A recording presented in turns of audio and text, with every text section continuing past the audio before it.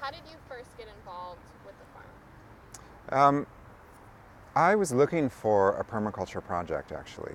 I have academic interests in environmental science and ecology, and I'd known of permaculture for a couple decades. It's been around for considerably more than that, but I'd known the word.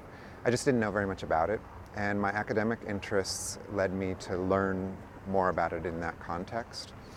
So I was looking for a permaculture project where I would have more of a tactile understanding of permaculture and gardening and all the things having to do with my academic interests.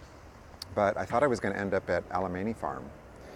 And it was in the middle of the semester earlier this year that a fellow student said, "Why aren't you just going to Hayes Valley Farm? It's right around the corner from your house." And I laughed kind of the way I'm doing now because I felt like a dork not knowing what they were talking about, because when I go to school, I go the opposite direction. And the bottom line was, they said, "No, there's this permaculture farm that just opened right near you. Why don't you go there?" And since Alemany was an hour each direction on BART and a bus and all that kind of stuff, this place won out. And I've been here 2, 3, and 4 days ever since, first couple of days of March. How can you tell us a little bit of the background of what this place was before it was a farm and how it came to be a farm? Yeah, the soil that you're standing on now used to be the off-ramp that was kind of the spillway from the Central Freeway as it left Octavia Street for, I think, about 5 decades. But in 1989, during the Loma Prieta earthquake, the double-deck portion of the Central Freeway as it spilled out onto Octavia was damaged and had to be closed down. So this off-ramp was in use until 2003, but everything south of here on this piece of property had been closed since the earthquake, and that includes the on-ramp part. So Octavia Street and all the other streets around Market were feeding the Central Freeway to the extent that it was open, because that had even been shut down altogether for a while. And then in 2003, the off-ramp was shut down, which means that for 21 years since that quake, most of this property had been going fallow and just having ivy growing all over it and eucalyptus trees and these sort of things. But thanks to the mayor's office, we got permission to use the space on an interim use basis to demonstrate food yield and urban agriculture production methods.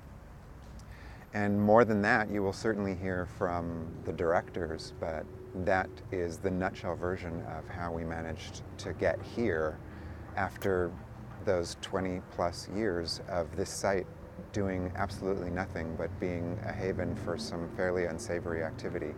And then of course there was homeless encampments here, and there's a great deal of concern about where homeless people in desperate situations are going if they can't come here. But it's the other elements in addition to the homelessness, like drug abuse and some gang activity and prostitution, that were also happening on site, which are not. So I think for the most part, despite those unfortunate people who were making use of the site, we've still managed to do a lot of good on what was just asphalt and streams of automobiles contributing to our climate change problems. And so what methods did you employ to take this from basically asphalt to a farm? There's a couple really fundamental ones, and the first is known as sheet mulching, because when I'm giving tours here, I like to do it as something of a lecture. I'm referring to it as the Permaculture Principles Tour now, because one of the fundamental questions that got asked of tour guides before we changed the format was exactly what is permaculture, and how does it serve me? Why should I be interested in it? And sheet mulching isn't unique to permaculture, but I wanted to be able to change the format in such a way that I could answer some of these fundamental questions. And the one you just asked me, in my view, is fundamental, because with nothing but an invasive species of ivy growing all over this property, the fundamental question was, how do you take nutrient-poor soil and turn it into nutrient-rich soil so that you can grow food suitable for human consumption? And the answer is in what I call sheet mulching. We've been removing thousands and thousands of pounds of cardboard, horse manure, and landscape mulch from the urban waste stream.